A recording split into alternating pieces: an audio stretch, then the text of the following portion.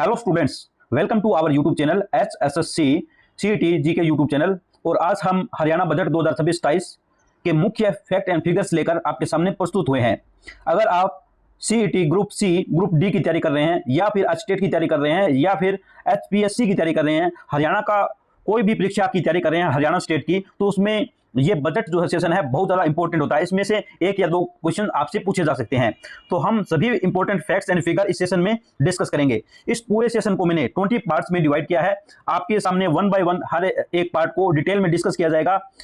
सब important fact and figures आपको बताए जाएंगे जो परीक्षा की लिहाज से इंपॉर्टेंट होंगे। तो चलिए दोस्तों, सेशन स्टार्ट करते हैं हमारा बिना कोई टाइम वेस्ट किए। तो यहाँ पे दोस्तों हमारा फर्स्ट जो सेशन है, फर्स्ट पार्ट है, उसको देख लेते हैं, बजट ओवरव्यू। बजट ओवरव्यू का मतलब होता है दोस्तों, बजट के ऊपर जो है एक नज़र दौड़ाते हैं दोस्तों, ओवरव्यू ले लेते हैं क्या बजट में आया है। तो बजट ओवरव्यू अगर हम देखें तो दोस्तों टोटल आउटले जो आया है दोस्तों, टोटल व्यय जो है कितने रुपए का बजट पेश किया गया है। तो टोटल जो है हमारे पास आंकड़ा आया है दोस्तों, ये आंकड़ा बहुत ज्यादा इंपॉर्टेंट है, 2.23 लाख करोड़ रुपीज, जो कि पिछली बार के मुकाबले कितना ज्यादा है दोस्तों, ये 28,205 रुपए पिछले मुकाबले ज्यादा है। तो यहाँ पे दोस्तों इसको प्रेजेंट किसने किया, प्रस्तुतकर्ता कौन है, तो इसके प्रस्तुतकर्ता है मुख्यमंत्री और वित्त मंत्री नायब सिंह सैनी। तो नायब सिंह सैनी जो है उनके पास मुख्यमंत्री का भी पद है और वित्त मंत्री का भी पदभार उन्हीं के पास है। तो उन्होंने जो है 2 मार्च को ये बजट पेश किया है। तो इस तरीके से परीक्षा में प्रश्न पूछा जा सकता है कि प्रस्तुतकर्ता कौन रहे हैं। तो प्रस्तुतकर्ता जो है मुख्यमंत्री और वित्त मंत्री नायब सिंह सैनी साहब है। तो फर्स्ट जो हमने पार्ट को इसको कंप्लीट कर दिया। अब मूव करते हैं दोस्तों सेकंड पार्ट के ऊपर। तो चलिए दोस्तों पार्ट नंबर 2 देख लेते हैं। ये है इकोनॉमिक स्टैंडिंग, आर्थिक स्थिति, हरियाणा स्टेट की आर्थिक स्थिति कैसी है। तो GSDP का हम एस्टिमेट यहाँ पे देखें तो यहाँ पे GDP आपने सुना होगा कि भारत की GDP इतनी है और USA की GDP इतनी है। तो इस तरीके से एक देश की बात की जाए तो उसमें GDP हम यूज करते हैं, और जब स्टेट पे आते हैं तो दोस्तों उसमें GDP को हम GSDP बोलेंगे, ठीक है दोस्तों। तो यहाँ पे एस्टिमेटेड कितना है दोस्तों, ये लगभग जो है हमारी हरियाणा स्टेट की GSDP जो है वो 13.47 लाख करोड़ रुपीज है, जो जिसको अगर हम US डॉलर में अगर हम देखें तो ये है 160 बिलियन US डॉलर। तो यहाँ पे हरियाणा स्टेट की पूरे भारत में जो है 13वें नंबर पे आता है। तो दोस्तों सबसे बड़ी GDP में अगर देखा जाए तो हरियाणा का जो नंबर है वो 13वां नंबर है दोस्तों। तो आप कमेंट सेक्शन में बताइए कि सबसे फर्स्ट नंबर पे सबसे बड़ी GDP किस स्टेट की है, ये आप कमेंट सेक्शन में बताइए। चलो दोस्तों मूव करते हैं यहाँ पे पार्ट नंबर 3 पे। तो दोस्तों पार्ट नंबर 3 में हमारा आता है फाइनेंस कमीशन शेयर, वित्त आयोग का हिस्सा। तो यहाँ पे जो है 16th जो फाइनेंस कमीशन है, Haryana will receive 1.3% share of central taxes from 2026 से 31 तक। तो जो सेंटर हमें टैक्स के रूप में कुछ पैसे देता है हर एक स्टेट को, तो इस बार हरियाणा को कितना मिलेगा, 1.3% मिलेगा दोस्तों। तो ये भी एक आंकड़ा जो है आप सभी दोस्त जो है याद रखेंगे कि 16वां जो वित्त आयोग है 2026 से 2031 तक हरियाणा को केंद्रीय करों में 1.3% हिस्सा मिलेगा। तो ये भी एक इंपॉर्टेंट फैक्ट एंड फिगर आप जो है याद रखोगे। तो मूव करते हैं दोस्तों अपने फोर्थ पार्ट के ऊपर। पार्ट नंबर 4 में हम डिस्कस करेंगे दोस्तों एजुकेशन। एजुकेशन सेक्टर में AI एंड डिजिटल फोकस रहा है। यहाँ पे AI आर्टिफिशियल इंटेलिजेंस और डिजिटल फोकस जो है एजुकेशन के ऊपर रहा है इस बार। तो यहाँ पे सबसे ज्यादा एलोकेशन जो है पैसे का किस विभाग में दिए गए, तो एजुकेशन विभाग में जो है 23,603.69 करोड़ रुपीस जो है ये लार्जेस्ट सेक्टर जो है आउटले इसी में है। सबसे ज्यादा आवंटित होने वाला क्षेत्र अगर आपसे पूछा जाए कि जो है बजट का सबसे ज्यादा हिस्सा कौन से सेक्टर में लगा है, तो आपका आंसर होगा एजुकेशन में। और एजुकेशन में किस पे फोकस है दोस्तों, तो AI एंड डिजिटल पे फोकस किया गया है दोस्तों। तो यहाँ पे नए जो प्रोजेक्ट जो है शुरू किए जाएंगे, यहाँ पे एक पायलट प्रोजेक्ट रन किया जाएगा। पायलट प्रोजेक्ट का मतलब ये है कि इसको एक बार उसको ट्रायल पे उसको रन किया जाएगा, अगर वो सक्सेस होता है तो उस जैसे और भी इनिशिएटिव लिए जाएंगे। तो यहाँ पे जो है autonomous AI and digital college, autonomous AI and digital college जो है उसको पायलट प्रोजेक्ट के तहत उसको लॉन्च किया जाएगा। अगर वो सक्सेस हो जाता है तो दोस्तों वहां पे 10 नए जो है और ऐसे autonomous AI and digital college खोले जाएंगे। तो ये आप जो है अपना डाटा नोट कर लीजिए दोस्तों कि सबसे बड़ा सेक्टर और जो है यहाँ पे कौन से प्रोजेक्ट जो शुरू होने वाले हैं। तो autonomous AI and digital college जो है हमारा पायलट प्रोजेक्ट जो है रन होने वाला है। तो अगर इसको सक्सेस हो जाता है तो 10 नए जो है कॉलेज इसको प्रदान किए जाएंगे। तो अब मूव करते हैं दोस्तों पार्ट नंबर 5 पे। पार्ट नंबर 5 है दोस्तों स्कूल इनिशिएटिव्स। स्कूल इनिशिएटिव में क्या आएगा दोस्तों, इसमें एक तो है बाल वाटिका और दूसरा है इंफ्रास्ट्रक्चर। तो बाल वाटिका के तहत क्या होगा दोस्तों, यहाँ पे 88,434 primary students to get free education books and uniform. जो 88,434 प्री प्राइमरी जो स्कूल के जो छात्र हैं उनको फ्री एजुकेशन, फ्री में बुक्स और उसकी यूनिफॉर्म जो कपड़े हैं, ड्रेस हैं, वो भी फ्री में दिए जाएंगे। और दूसरा जो है इंफ्रास्ट्रक्चर के तहत उनको ड्यूल डेस्क दिए जाएंगे, जो कि 200 करोड़ रुपए की ग्रांट जो है दी गई है to ensure every child has a desk by November 2026। तो नवंबर 2026 तक सभी छात्रों के पास, एक बच्चों के पास डेस्क उनका होना चाहिए। तो इसके लिए कितने पैसे दिए गए हैं दोस्तों? तो यहाँ पे 200 करोड़ की ग्रांट जो है दी गई है। तो ये सब कुछ आप जो है फैक्ट एंड फिगर्स को ध्यान में रखना है, ताकि एग्जाम में जब भी क्वेश्चन आए तो आप तुरंत उसका सही जवाब निशान लगाएं। तो चलिए दोस्तों मूव करते हैं पार्ट नंबर 6 पे। यहाँ पे पार्ट नंबर 6 है रिसर्च और एग्जाम रिफॉर्म्स के ऊपर। यहाँ पे अनुसंधान और परीक्षा में सुधार। यहाँ पे इस योजना यहाँ पे बनाई जा रही है कि आदर्श परीक्षा केंद्र जो है खोले जाएंगे, modern exam centres to be build in PPP मोड। तो और क्या आदर्श परीक्षा केंद्र PPP मोड पर आधुनिक परीक्षा केंद्र बनाए जाएंगे। उसके बाद है रिसर्च फंड। रिसर्च फंड कितना दिया जा रहा है दोस्तों? 10 करोड़ रुपए कहाँ पे दिए जाएंगे? हायर एजुकेशन रिसर्च में 10 करोड़ रुपए जो है उच्च शिक्षा अनुसंधान के लिए जो है दिए जाएंगे। उसके बाद है 20 करोड़ रुपए है फॉर स्टेट रिसर्च फंड, जो है राज्य अनुसंधान कोष के लिए 20 करोड़ रुपए दिए जाएंगे। तो यहाँ पे ये डाटा भी आपको ध्यान रखना है दोस्तों। ये परीक्षा में पूछा जा सकता है कि हायर एजुकेशन में कितने दिए जा रहे हैं, तो 10 करोड़ रुपए, और स्टेट रिसर्च फंड में कितने दिए जा रहे हैं, तो वहाँ पे 20 करोड़ रुपए। उसके बाद हम आते हैं दोस्तों अपने अगले 7वें पार्ट के ऊपर। ये जो है स्किल डेवलपमेंट एंड IITs, कौशल विकास और ITI। इसमें जो है स्टाइफंड दिया जाएगा दोस्तों 1500 रुपए पर मंथ। अंत्योदय अप्रेंटिसेस को जो है 1500 रुपए पर मंथ दिए जाएंगे। अंत्योदय प्रशिक्षकों के लिए जो है यहाँ पर 1500 रुपये महीना है, और 2000 रुपये जो है ड्यूल सिस्टम ट्रेनिंग स्टूडेंट जो होंगे, ड्यूल ट्रेनिंग सिस्टम जो स्टूडेंट होंगे उनको 2000 रुपये दिए जाएंगे यहाँ पर। उसके बाद है वुमेन का रिजर्वेशन रहेगा दोस्तों। यहाँ पे 30% जो है सीटें वुमेन्स के लिए यहाँ पे रिजर्व किए जाएंगे। कहाँ पे रिजर्व किए जाएंगे दोस्तों? जो न्यू एंटरप्रेन्योरशिप डेवलपमेंट इंस्टीट्यूट जो है वहाँ पे जो है 30%, जो नए उद्यमिता विकास संस्थान में महिलाओं के लिए 30% जो है सीटें आरक्षित की जा रही है। तो ये सब कुछ डाटा आपको जो है ऑन द टिप्स होना चाहिए। ये एग्जाम में मान के चलिए कि इसमें से एक क्वेश्चन जरूर आएगा। तो अब मूव करते हैं दोस्तों अपने पार्ट नंबर 8 पे। यहाँ पे पार्ट नंबर 8 जो है दोस्तों वो है स्पोर्ट्स का। स्पोर्ट्स में जो है यहाँ पे फिट हरियाणा कैंपेन जो है शुरू किया जाएगा। यहाँ पर इस पे इंफ्रास्ट्रक्चर जो है बनाया जाएगा, सिंथेटिक एथलेटिक ट्रैक बनाए जाएंगे दोस्तों, एंड खेलो इंडिया के तहत मिनी स्टेडिया इन एवरी डिस्ट्रिक्ट। तो हर जिले में एक तो है सिंथेटिक एथलेटिक ट्रैक बनाए जाएंगे, जो भागने वाले ये ट्रैक होते हैं दोस्तों, ये बनाए जाएंगे। और जो है खेलो इंडिया के तहत एक मिनी स्टेडियम जो है दोस्तों उसका निर्माण किया जाएगा। हर एक डिस्ट्रिक्ट के अंदर एक छोटा मिनी स्टेडियम जो है उसका निर्माण जो है इस फिट इंडिया अभियान के तहत किया जाएगा। अब दोस्तों हम पार्ट नंबर 9 पे आते हैं, जो कि है हमारा है। अब हमारा दोस्तों 9th पार्ट जो है वो है हेल्थ के ऊपर, मेंटल वेलनेस एंड इंफ्रास्ट्रक्चर। ठीक है दोस्तों, स्वास्थ्य और मानसिक कल्याण। यहाँ पे कितना पैसा यहाँ पे लगाया गया दोस्तों? यहाँ पे लगभग 14,000 और 7.28 करोड़ रुपीज जो है यहाँ पे लगाए गए हैं इस क्षेत्र में, जो कि जो है 21.7% इंक्रीज हुआ है पिछले जो बजट के मुकाबले। इस बार 21.7% जो है इसमें बढ़ोतरी की गई है। यहाँ पे डेडिकेटेड काउंसलर होंगे दोस्तों। All CHC and school tackle psycho social issues जो है हर एक स्कूल में और हर एक CHCS में जो है वहाँ पे डेडिकेटेड काउंसलर आएंगे दोस्तों। ये जो है अगर किसी स्टूडेंट के कोई दिक्कत है, कोई मानसिक कोई बीमारी से ग्रस्त है, तो उसको जो है डॉक्टर उससे बातचीत करने आएंगे, उसको जो है काउंसलर बोला जाता है दोस्तों। तो वो काउंसलिंग करेंगे उनकी और उनको सपोर्ट प्रोवाइड करेंगे। तो इसके ऊपर जो है कितना खर्चा किया गया दोस्तों? तो ये आंकड़ा जो है आपको याद रखना है 14,728 करोड़ रुपए, जो कि वृद्धि हुई है पिछले मुकाबले। जो है अब जो है हम देख पा रहे हैं कि लोगों में जो है मानसिक जो है बीमारी जो है बढ़ती जा रही है सोशल मीडिया की वजह से। तो इस वजह से सरकार ने इसके ऊपर जो है ध्यान दिया है, बहुत अच्छी बात है। तो चलो दोस्तों इस पे से 10th पार्ट पे मूव करते हैं। पार्ट नंबर 10 जो है वो प्रिवेंटिव हेल्थ के ऊपर है दोस्तों। यहाँ पे HPV वैक्सीन और एल्डरली केयर के ऊपर बात की गई है।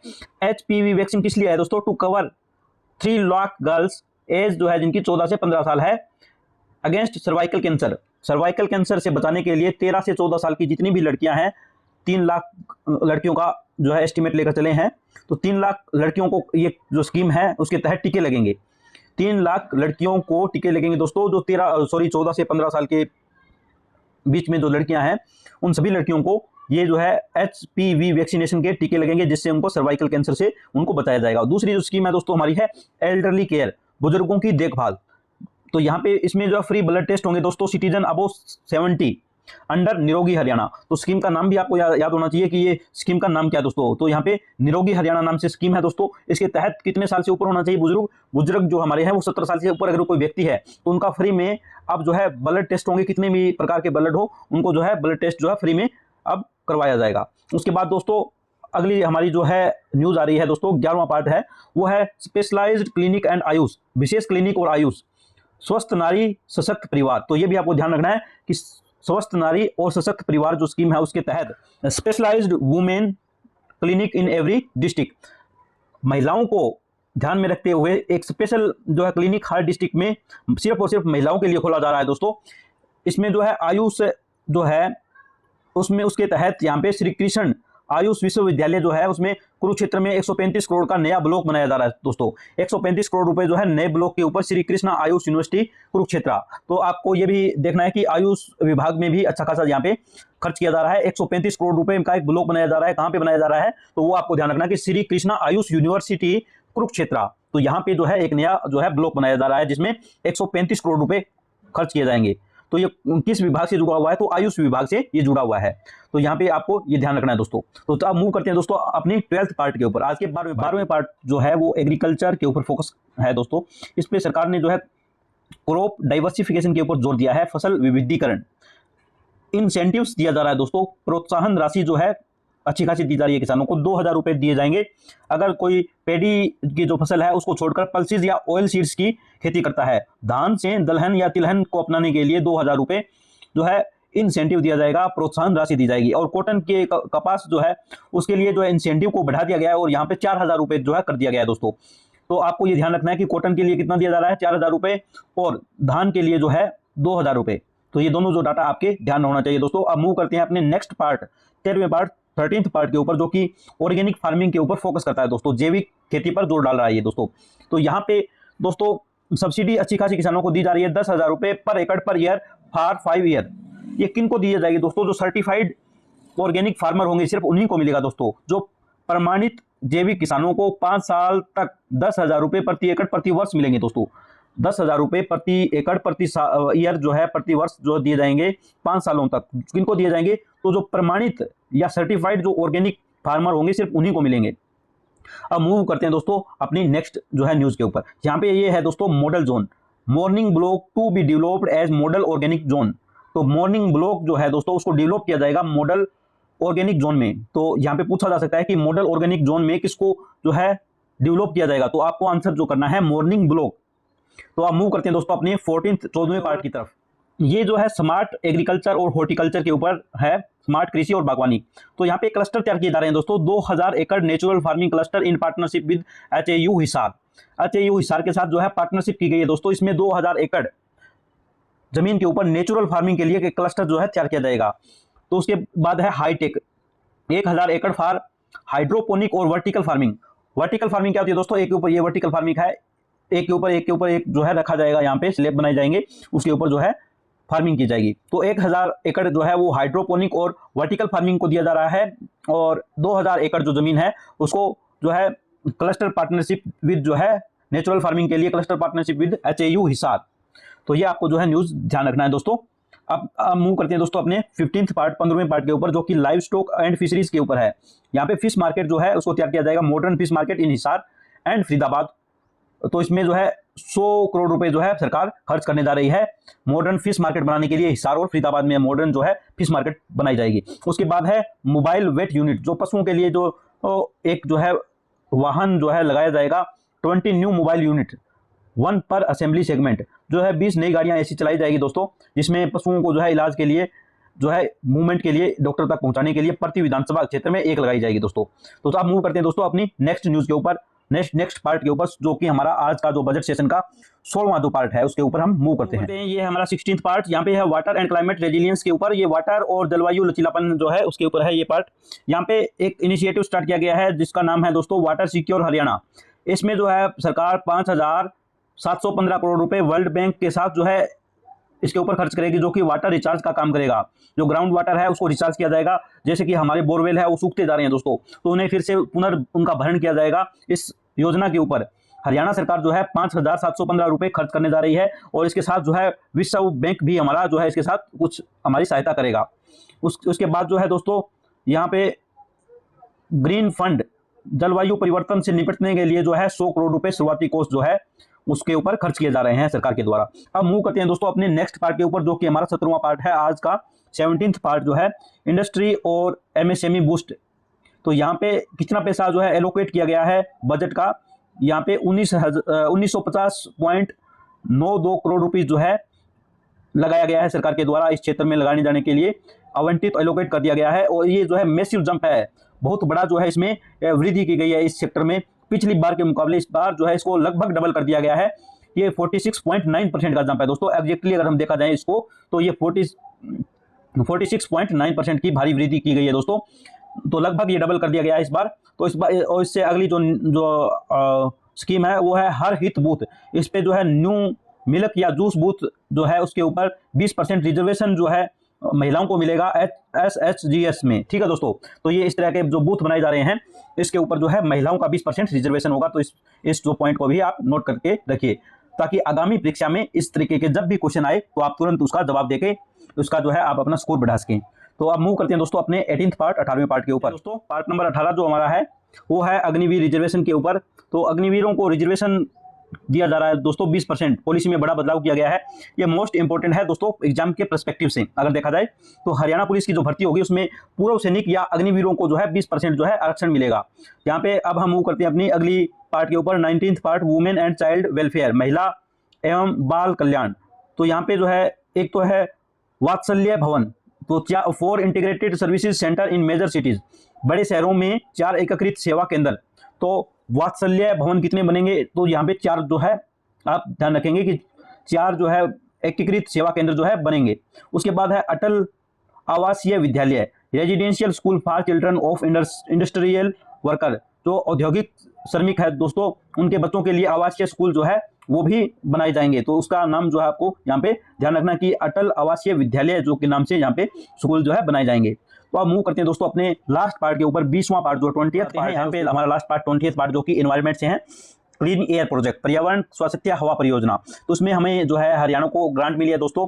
ये कितनी 2716 करोड़ रुपए जो है 2716 करोड़ रुपए वर्ल्ड बैंक ने ग्रांट दिया है हरियाणा को क्लीन एयर प्रोजेक्ट के लिए। तो ये आपको जो है ध्यान रखना है कि कितनी फंडिंग मिली है विश्व बैंक के द्वारा।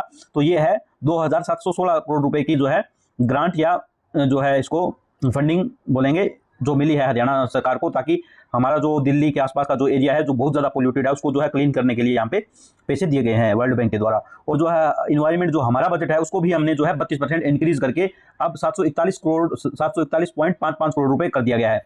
पिछले जो बजट के मुकाबले इस बार जो इन्वायरमेंट का बजट था उसको भी 32% जो है हमने इंक्रीज कर दिया है। तो इसका अमाउंट भी आपको याद रखना है कि 741.55 करोड़ रुपीज़।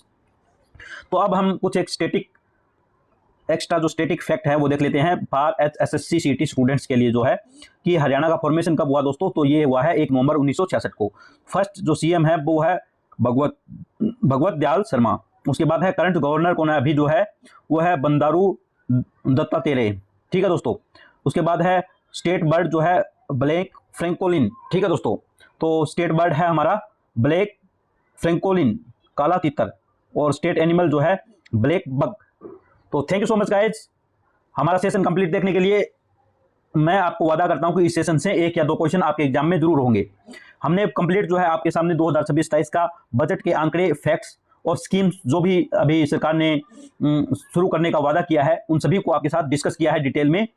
तो आपको हमारा सेशन कैसा लगा कमेंट सेक्शन में जरूर बताइए, और सेशन अगर पसंद आया है तो लाइक कीजिए, अगर चैनल पे नए हो तो सब्सक्राइब करना न भूलें दोस्तों, क्योंकि SSC CT group D group C के एग्जाम बहुत ज़्यादा नज़दीक है और हमारे सेशन जो है बहुत हेल्प करेंगे आपको एग्जाम को क्रैक करने में। तो thank you so much guys, have a great day.